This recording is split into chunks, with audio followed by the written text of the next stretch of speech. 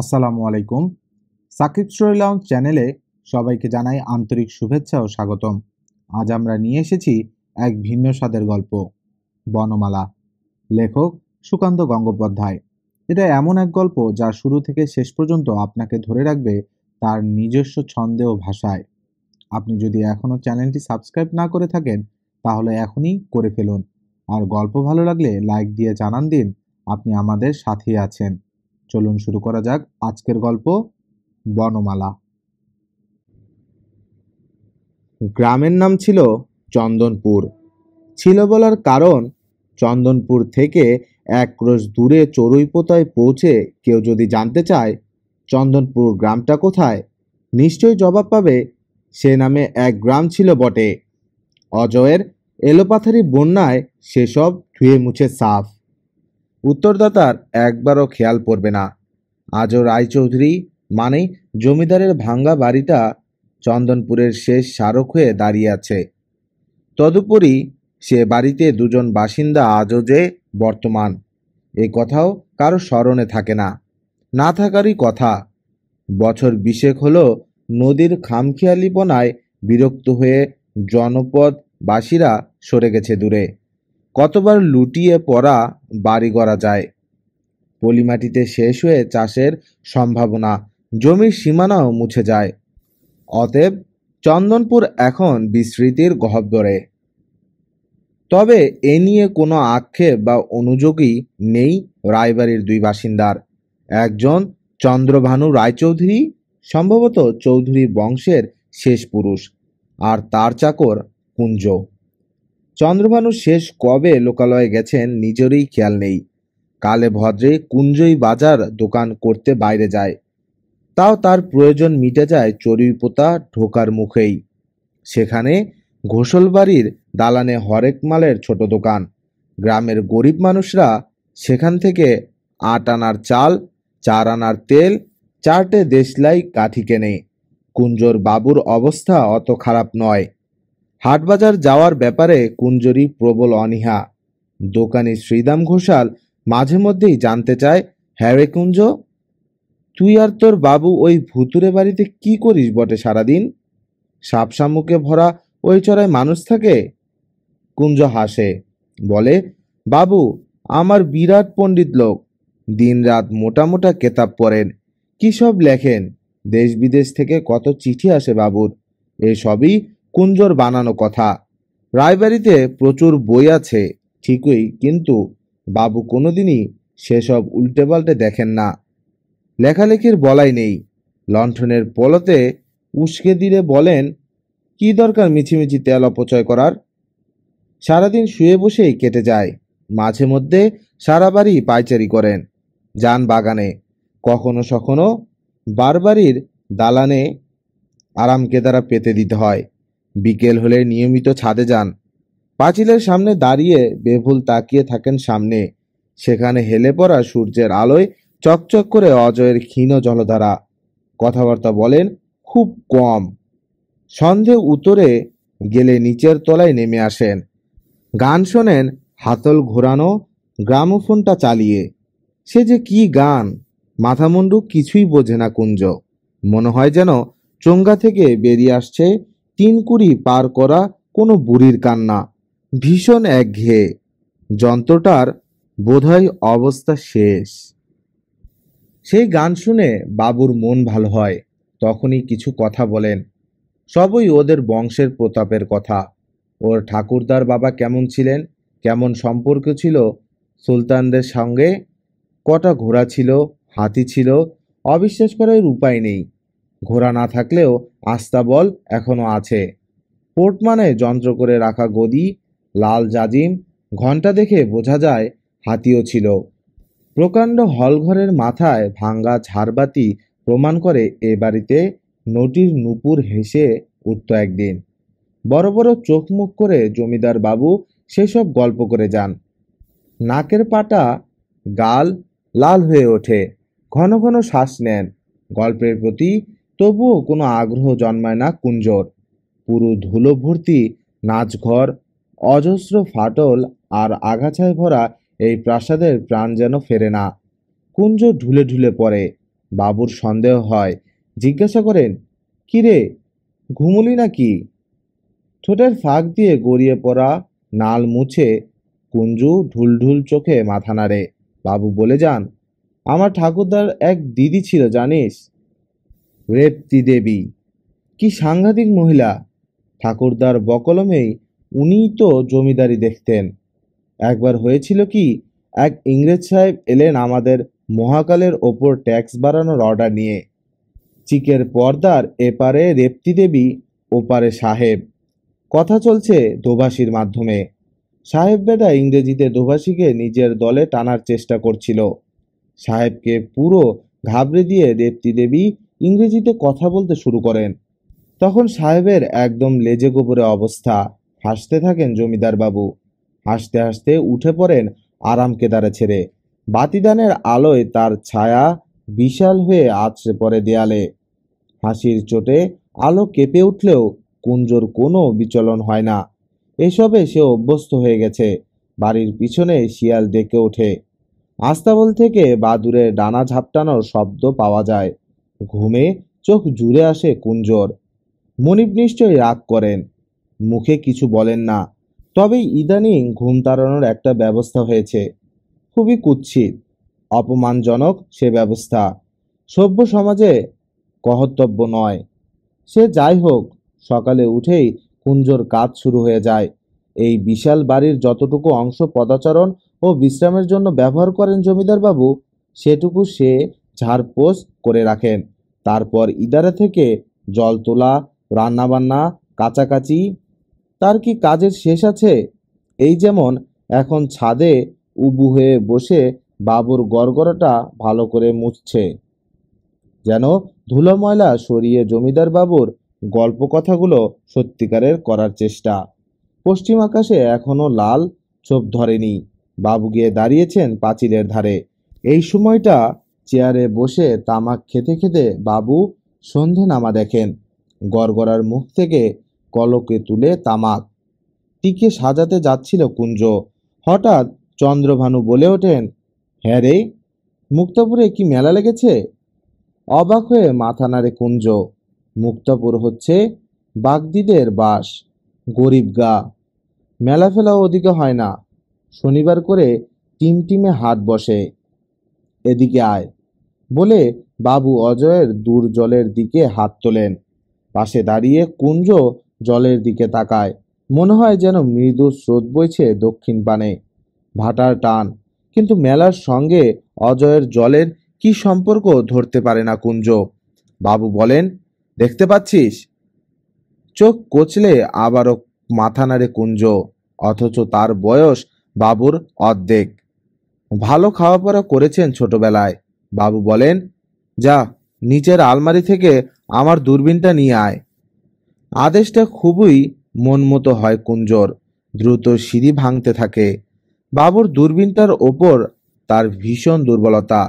বাবুর অলক্ষ্যে যন্ত্রটা নিয়ে সে দূরের পথিক কাছে টেনে আনে। পূর্ণিমার চাঁদকে নাগালে রেখে অনেক গল্প করে। এটা তার গোপন বিনোদন।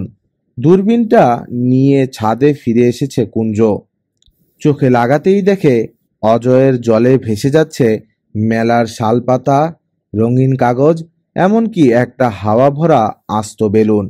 উত্তেজিত স্বরে কুঞ্জ বলে ওঠে, তাই তো, ঠিক বলেছেন, যাবি একবার? বাবুর গলায় আবদারের সুর।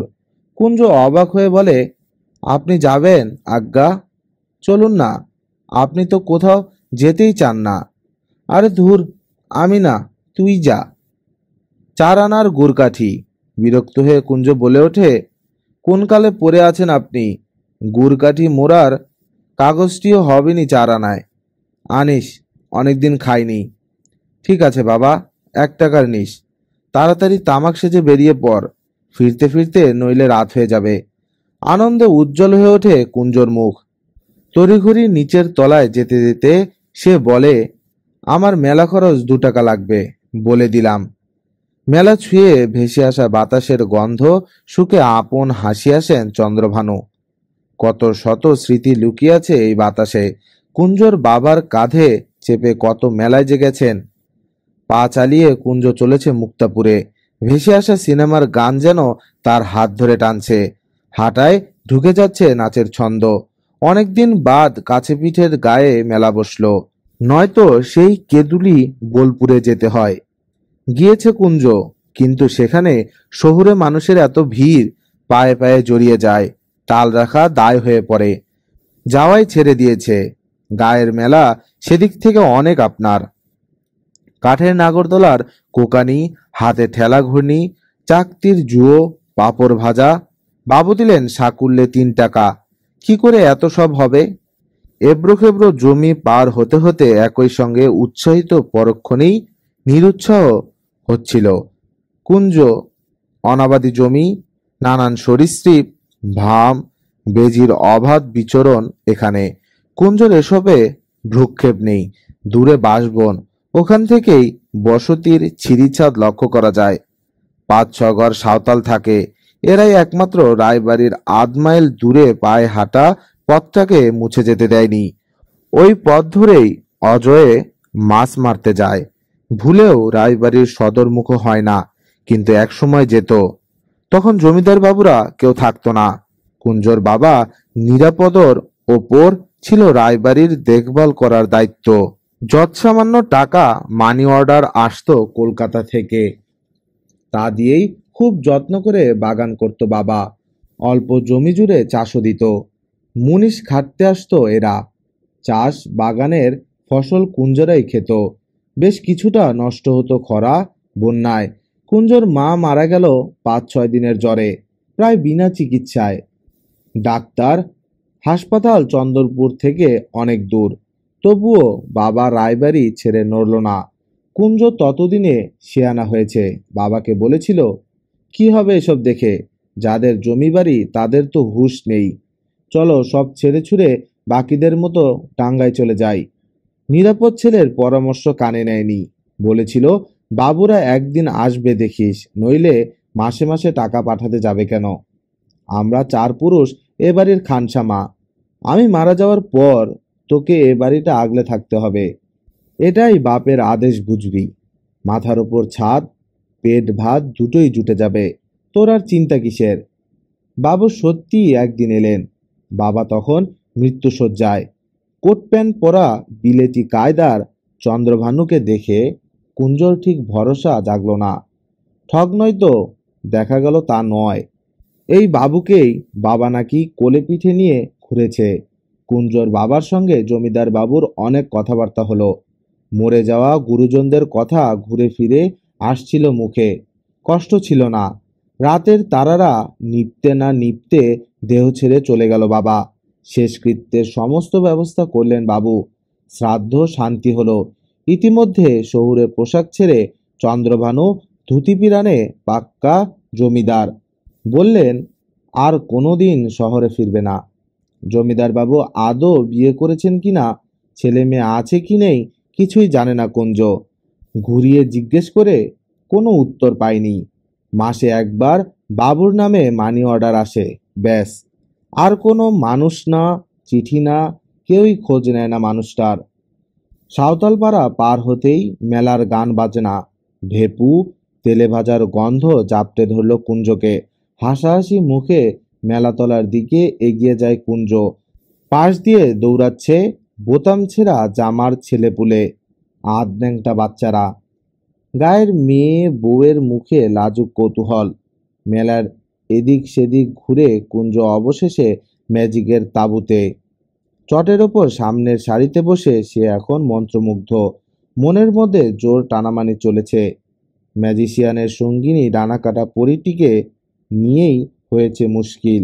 এত সুন্দর দেখতে মেয়ে কুঞ্জ কোনো দিনও দেখেনি আজ পর্যন্ত। ভিডিও হলে দেখা দুটো হিন্দি সিনেমার নায়িকাকে ও কল্পনায় নিয়ে আসে।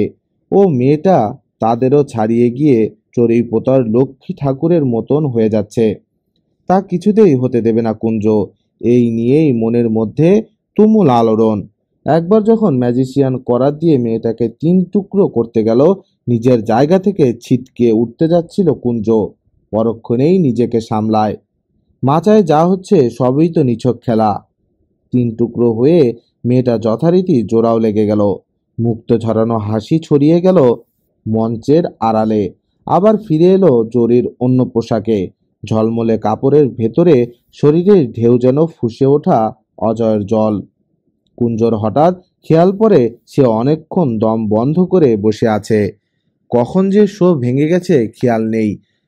বন্ধ পর্দার দিকে ঠায় তাকিয়ে কুঞ্জ। কে যেন এসে ডাকে, কি হলো ভাইয়া, এখনো টিকিট উসুল হয়নি বুঝি? বাড়ি যাবে না? ঘোর ভেঙে কুঞ্জ দেখে ম্যাজিশিয়ান, এখন অবশ্য পরনে লুঙ্গি, কোচকানো পাঞ্জাবি, হাতে মদের গ্লাস। আবেগ সামলাতে না পেরে ম্যাজিশিয়ানের পা ধরে নেয় কুঞ্জ। আমাকে আপনার দলে নিন। কি দারুণ আপনার ভিলকি, আপনার খেলা দুটো টিকিট কেটে দেখা উচিত। অভিনয়টা এত ভালো হবে কুঞ্জ নিজেও ভাবিনি। আসলে কোন ভেলকিতে মজেছে ম্যাজিশিয়ান তার টেরই পেল না। বলল, আয়, গ্রিন রুমে আয়, আমার সঙ্গে দুটি খেয়ে বাড়ি যাবি। খাওয়ার সময় আবার দেখা হলো পরীর সঙ্গে। নাম বনমালা। আলাপ করিয়ে দিল ম্যাজিশিয়ান। সাধারণ ছাপা শাড়িতে রূপ যেন আরও খুলে গেছে। হাতে রঙিন তরল, হাসি মাদকতাময়। চোরা চাউনিতে কি বিষম বিষ। আবেগ মেশানো লজ্জাটা ঢাকতে গিয়ে কুঞ্জ দুপাত্তর মেরে দিল। তারপর বোধহয় একটু বাড়াবাড়ি করে ফেলে। ম্যাজিশিয়ানের হাত ধরে বলতেই থাকে, শিষ্য করবেন তো, চরণে একটু ঠাঁই দিবেন গো। ম্যাজিশিয়ান বাড়ির কথা খেয়াল করিয়ে দেয়। কুঞ্জ বলে, আমার বাড়ি নেই, মা বাবা ভাই বোন কেউ নেই, শুধু এক শালা মনিব আছে। শালা ফাঁকা জমির জমিদার। তারপর মনিবের উদ্দেশ্যে আরো কিছু অকথ্য গালিগালাজ করে। ম্যাজিশিয়ান বোঝে কুঞ্জর নেশা হয়ে গেছে। মেলাতলা পার করে কুঞ্জকে মাঠে ছেড়ে দিয়ে যায় ম্যাজিশিয়ান। ধুধু মাঠ পার হচ্ছে কুঞ্জ। কানে বাজছে বনমালার খিলখিলে হাসি। চরাচর জুড়ে জ্যোৎস্নার আলো। দূরে রূপলি ফিতের মতো অজয়ের জল। চিকচিক করছে বালি। এসবের মাঝে দাঁড়িয়ে কুঞ্জর মনে হয়, এটাও কি কম ভেলকিবাজি? যাচ্ছিলাম কি মন নিয়ে, চারপাশে রুখোশুখো জমি, ফেরার সময় জ্যোৎস্নায় সব মুলাম। এই ভেলকির জাদুকরকে দেখা যায় না।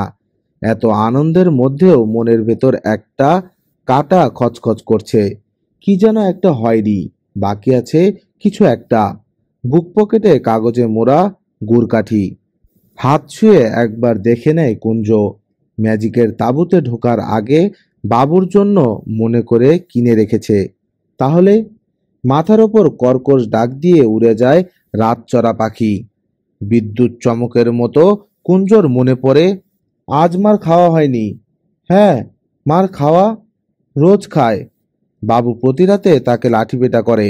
এটা তাদের খেলা, ঘুম তাড়ানোর কুৎসিত বিনোদন। নিছক আনন্দ ছাড়াও কুঞ্জর এই খেলায় আর একটা পাওনা হয়। বাবু ওকে ভালো ভালো খেতে দেন, তুলে দেন নিজের পাত থেকেও। ওই সময়টা মনিব চাকর কোনো ভেদাভেদ থাকে না। এই খেলার সাক্ষী অবলা, বিড়াল, ইঁদুর, আরশোলা, টিকটিকি। আকাশের চাঁদ তারাও জানে। খেলা হলেও প্রতিটি ব্যত্যাঘাতে নদী থেকে ভেসে আসা নির্মল বাতাস শিউরে ওঠে। দেওয়াল থেকে মেঝেতে খসে পড়ে টিকটিকি। কুঞ্জ থাকে নিষ্কোপ। যে কোনো মারই গা সওয়া হয়ে গেছে তার। খেলাটা শুরু হয়েছিল এমনি একদিন। বংশের নানান বীরত্বের কাহিনী অন্যান্য দিনের মতোই বলে যাচ্ছেন বাবু। ঘুমে ঢলে পড়েছে কুঞ্জ। অভিমানী কণ্ঠে বাবু বলে উঠেছিলেন, বুঝলি কুঞ্জ, এই যে আমি কথা বলছি আর তুই ঘুমোচ্ছিস, আমার ঠাকুরদা হলে কি করতেন বলতো? কি করতেন? আধবোজা চোখে জানতে চেয়েছিল কুঞ্জ। বেত মারতেন, বেত। আপনিও মারুন, তাতে যদি চটকাটা ভাঙে। সাজবেলায় কাজই বা কি বলুন, মানুষজন নাই, ঝগড়াঝাটি নাই, বিজলি বাতিও নাই। দেখ, তা আবার হয় নাকি? লাজুক গলায় বলেছিলেন বাবু। তারপর বলেন, ওসব আজকাল অচল, লোকে জানলে আমার জেল হয়ে যাবে। কিচ্ছু হবেনি। এই মরাচড়ায় কে আসছে দেখতে। আপনার ঠাকুরদা যেমন করে শাসন করতেন, যা যা বলতেন, যেরকম করে মারতেন, যাত্রাপালার মতো করুন, বেশ জমবে। বলে বেত নিয়ে এসে বাবুর হাতে দেয় কুঞ্জ। বাবু যেন বিশ্বাস করতে পারছেন না। পিঠ পেতে উবু হয়ে বসে কুঞ্জু। বলে, কি হলো, মারুন? মারুন না, আমি কিছু মনে লিব নাই। বলুন, আপনার ঠাকুরদা কিরকমভাবে ধমকাতেন? বাবু বলে ওঠেন, বল শুয়োর, শরবতটা এত তেতো হলো কেন বল? তোকে না কতদিন বলেছি লেবুটা আলতো করে পিঠে বেত পড়ে। কুঞ্জ বলে, হলো নি, আর একটু জোরে। আমার যে অ্যাক্টিং তো আসছে নি। বাবু আর একটু জোরে মারেন। কুঞ্জর মুখ থেকে বেরিয়ে আসে, এবারের মতো মাফ করে দেন কর্তা, আর হবেনি, কোনোদিন হবেনি। বাবুর হম্বিতম্বি বাড়ে, আরও মারেন। কুঞ্জ বারবার মাফ চেয়ে খেলাটা জমিয়ে দেয়। বাবু খুব আমোদ পান, কুঞ্জ পুলকিত হয়। বেশি উৎসাহে বাবু একবার বেশ জোরেই মেরে ফেলেছেন বলে দুঃখিত লজ্জিত দুটোই হন।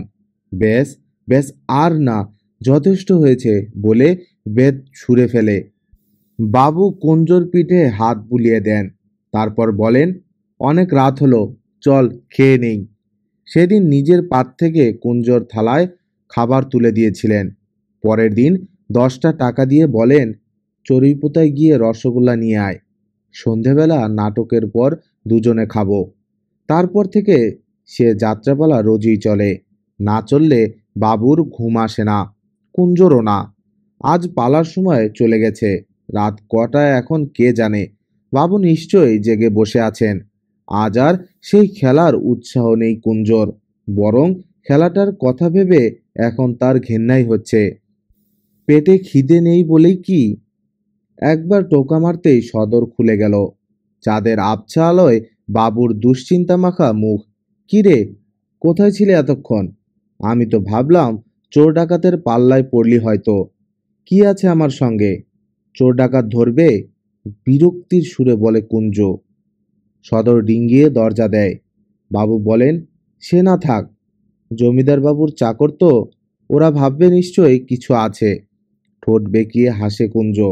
বুক পকেট থেকে কাগজে মোড়া গুড়কাঠি বার করে বাবুর হাতে দেয়। বাবু বলেন, এখন এসব খেয়ে কি হবে? রাতের খাওয়ার সময় হয়ে গেল। সে কি, আপনি এখনো খান নাই? আশ্চর্য হয়ে বলে কুঞ্জ। তুই না এলে একা একা খাই কি করে বল? আমি মেলা থেকে খেয়ে এসেছি, আপনাকে বেড়ে দিই, আপনি খেয়ে শুয়ে পড়েন। তা কি করে হয়?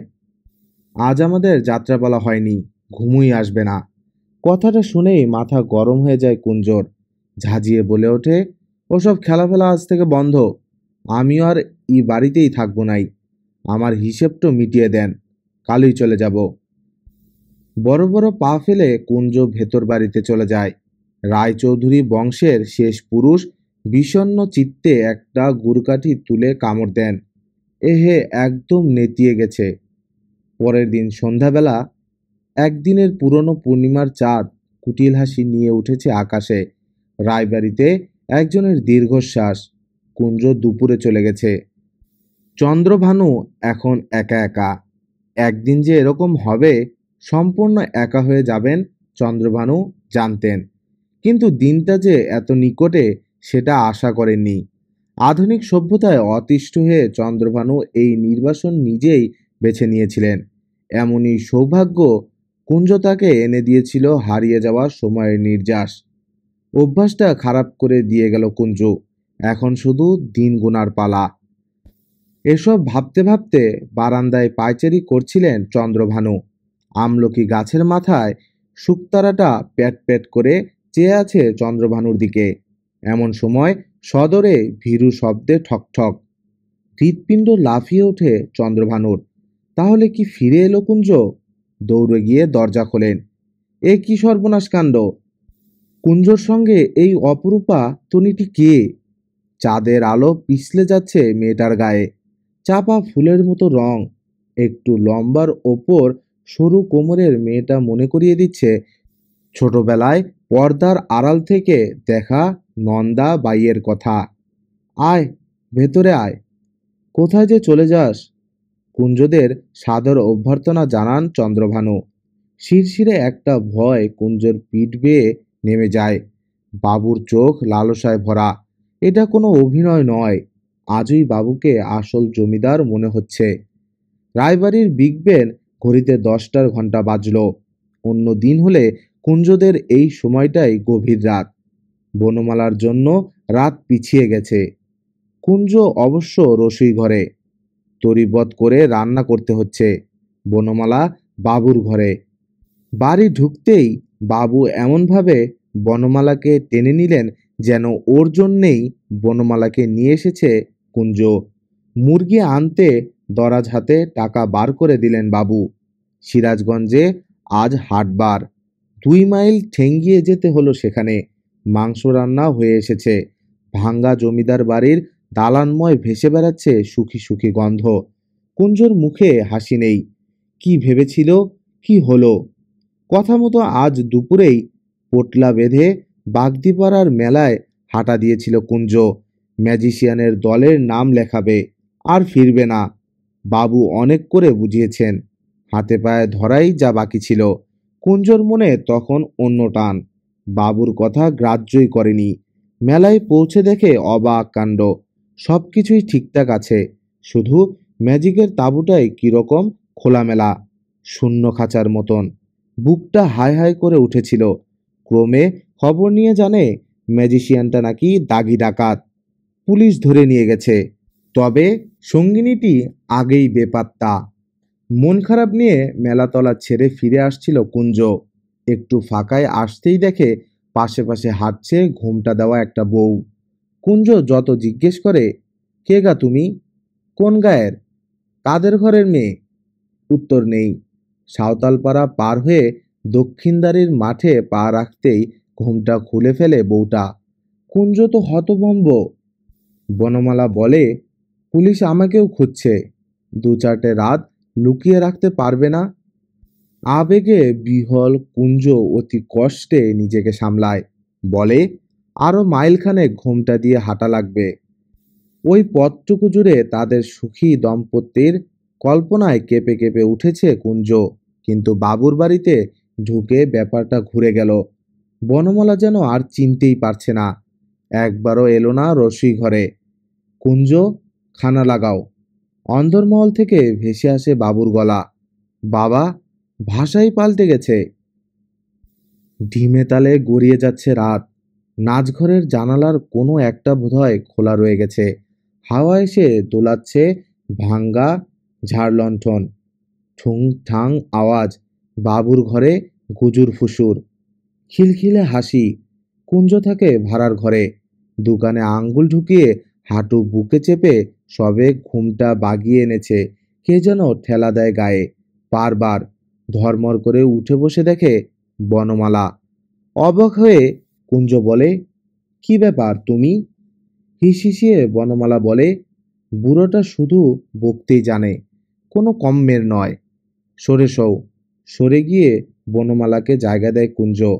বনমালা শোয় না, চোখটা যেন জ্বলে। এ আগুন নেভানোর বয়স বাবু পার করে গেছেন। কুঞ্জ সবে দরদ লাগিয়ে দুটো কথা বলতে যাবে, বনমালা বলে ওঠে, ওসব ঢং করার সময় পরে অনেক পাবে। দরকারি কথাটা আগে শোনো। বুড়োটাকে খুন করতে হবে। লোকটার নিশ্চয়ই অনেক টাকা। লাশ বাগানে পুঁতে দিলে কেউ টের পাবে না। আমরা এ বাড়িতেই থেকে যাব।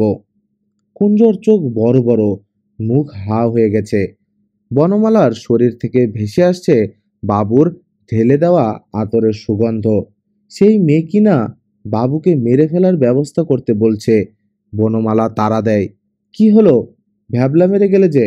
আমাকে পেতে গেলে এটুকু তোমায় করতেই হবে। কুঞ্জ বলে, বাবুর যে খুব টাকা আছে মনে হয় না। তার ঠাকুরদার ছবির পিছনে হিডেন চেস্ট থেকে 200 টাকার বেশি বার করতে দেখিনি। আছে, ওখানেই সব আছে। হিরে, সোনা, টাকা। বেটা মহা কিপ্টে, একটা বুড়ো শকুন। বলে গরম শ্বাস ফেলে বনমালা। গম্ভীর মুখে কি যেন ভাবে কুঞ্জ। একটু পরে বলে, কিন্তু খুনটা করব কি দিয়ে? কেন? এত বড় জমিদার বাড়ি, বর্ষা ছুরি কিচ্ছু নেই?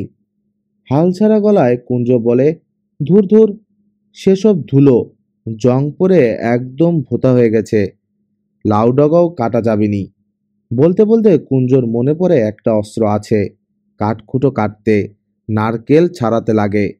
কুঞ্জ বলে ওঠে, রামদা আছে, চলবে? খুব চলবে, একটু ধার নিয়ে নিও। তবে শানওয়ালার কাছে নয়, পুলিশ চট করে খোঁজ পেয়ে যাবে। চন্দ্রভানুর ঘর থেকে জলদ গম্ভীর নাক ডাকার শব্দ ভেসে আসে। কুঞ্জ বনমালা ফিসফিসিয়ে খুনের পরিকল্পনা করতে থাকে। লাশটাকে বাগানের কোথায় পুঁতবে, এদিকে আবার শিয়ালের বড় উৎপাত, যদি মাটি সরিয়ে বার করে ফেলে। পাখির কিচিরমিচির কুঞ্জর খেয়াল হয় কখন যেন ভোর হয়ে গেছে। সচকিত কুঞ্জ বলে ওঠে, এই রে, আলো ফুটে গেল যে, এক্ষুনি চা চাইবে বাবু। খাট থেকে নেমে দাঁড়াতেই কুঞ্জর কোনোই টেনে ধরল বনমালা, বলে, তুমি রামদাটা শান দেওয়ার ব্যবস্থা করো, চা রান্নাবান্না আমি সামলাচ্ছি। দুপুর। নদীর ধারে গা শিরশিরে শব্দ, পাথরের ওপর দা শান দিচ্ছে কুঞ্জ। অজয়ের জলের মতোই চকচক করছে অস্ত্রটা। সন্তুষ্ট হয়ে চড়ে উঠে আসে কুঞ্জ। কোমরে ধুতির খুঁটে ভালো করে বেঁধে নেয় রামদা। তারপর হাঁটতে থাকে রায়বাড়ির উদ্দেশ্যে। সদর পার হতেই দেখে বাবু বারান্দার আরাম কেদারায় বসে একা একা দাবা খেলছেন। পায়ের কাছে পোষা বিড়ালের মতো রোদ। বাবুর ওই রাজকীয় ভঙ্গির সামনে কুঞ্জ কেমন যেন বেশি অনুগত হয়ে যায়। মাথা নিচু করে সামনে দিয়ে চলে যাচ্ছিল। বাবু ডাকেন, কুঞ্জ শোনো। বুকটা ধক করে ওঠে কুঞ্জর। সামনে দাঁড়িয়ে বলে, বলুন। বস এখানে। একরাশ কুণ্ঠা আর অস্বস্তি নিয়ে বাবুর পায়ের থেকে একটু দূরে সরে বসে কুঞ্জ। বাবু বলেন, খুনটা কখন করবি ঠিক করলি? বেলাবেলি সেরে ফেলবি নাকি রাত অবধি অপেক্ষা করতে হবে? ঠক ঠক করে কাঁপছে কুঞ্জ। তাহলে কি বনমালা সব বলে দিল? তাতে ওর লাভ কি? এমনও হতে পারে বাবু দূরবীন লাগিয়ে দেখে নিয়েছেন নদীর ধারে কুঞ্জর শান দেওয়া। ঠিক কি যে ঘটেছে কুঞ্জ আন্দাজ করতে পারে না। রসিঘর থেকে ফোড়ন দেওয়ার ছ্যাঁক শব্দ ভেসে আসে।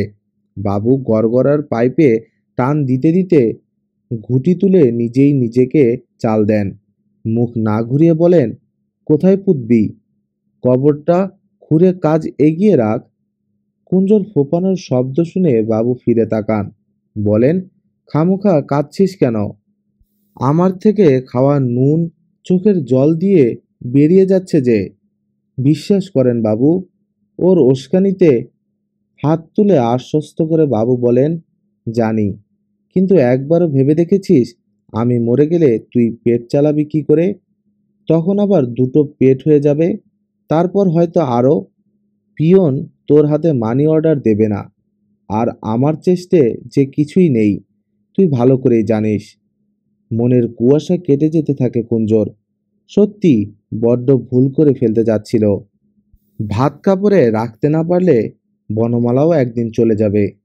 ছি ছি, এভাবে নিজের পায়ে কেউ কুড়াল মারে? বাবু আবার ফিরে গেছেন দাবা খেলায়। কুঞ্জ বলে, তাহলে মেয়েটাকে নিয়ে কি করা যায়? চলে যেতে বল। যদি না যেতে চায়, চল পুলিশে ধরে দেই। পুলিশ তো ওকে খুঁজছে। পুলিশ যদি বলে দুদিন লুকিয়ে রেখেছিলেন কেনে? বাবুর কপালে এবার চিন্তার ভাঁজ, যেন কঠিন কোনো চালের সামনে পড়েছেন। একটু সময় নিয়ে বলেন, ভালো কোথায় না গেলে ওকেই খুন করে বাগানে পুঁতে দিবি, কেউ টের পাবে না। অসহায়ভাবে বাবুর দিকে তাকিয়ে থাকে কুঞ্জ। নিজেকে কোমরে গোজা রামদাটার সঙ্গে আলাদা করতে পারে না। সেও তো এখন অন্ধ, অস্ত্র ছাড়া কিছুই নয়, নিজের কোনো পছন্দই নেই। পরের দিন সন্ধ্যাবেলা শিয়ালটা রায়বাড়ির বাগানে ঢুকতে গিয়েও পিছিয়ে আসে। আজ যেন সপাত সপাত আওয়াজটা বড্ড বেশি। রায়বাড়ির গুমসানো বাতাস ভীষণ হাঁপাচ্ছে। অস্থির হয়ে সারা বাড়ি জুড়ে উঠছে বাদুড়। বিড়ালটা ভয়ে দৌড়াচ্ছে জ্যোৎস্না মাখা বালুচড়া ধরে। রায়বাড়ির দালানে প্রতিটি বেত্রাঘাতের শব্দের পর ভেসে আসছে কুঞ্জর গলা, মারুন বাবু, আরো জোরে মারুন, ভুলিয়ে দিন মেয়েটাকে। বাবুও যথাসম্ভব জোরেই মারছেন। উনিও ভুলতে চেষ্টা করছেন মেয়েটাকে। মেয়েটা যে এ বাড়িতে নেই বোঝা যাচ্ছে, কিন্তু তার কি গতি হলো এই দুইজন ছাড়া বাড়ির অবলা পশু পাখিরাও জানে না। রোজকার মতোই যুগ অভিজ্ঞ প্রাচীন চাঁদ আলোর খ্যাপলা জাল ফেলে বসে আছে চন্দনপুরের মাথায়। এই রোমহর্ষক ঘটনায় তার কোনো বিচলন নেই। হালের পৃথিবীর কোনো নাটকীয়তাই আর তাকে টানে না। এই ছিল সুকান্ত গঙ্গোপাধ্যায়ের লেখা হৃদয় ছোঁয়া গল্প বনমালা। গল্পটা কেমন লাগলো সেটা অবশ্যই জানাবেন। আপনার লাইক, কমেন্ট আর সাবস্ক্রিপশনই আমাদের অনুপ্রেরণা। তাই ভালো লাগলে পাশে থাকুন সাকিব স্টোরি লাউঞ্জের। ধন্যবাদ সবাইকে। সুস্থ থাকুন, ভালো থাকুন আর গল্পের সাথেই থাকুন।